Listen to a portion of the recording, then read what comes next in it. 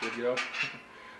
Today we're installing a new high efficiency furnace and AC, and just thought we'd mention that a lot of times with installing a new furnace, it's a good idea to replace the water heater as well. We can cut you a little bit of a price break on it, and usually it's a proactive situation where people are just concerned the water heater is getting too old and might come home to a big water mess in their basement, and people try to avoid that. So we will install a new water heater at the same time, which isn't a bad idea.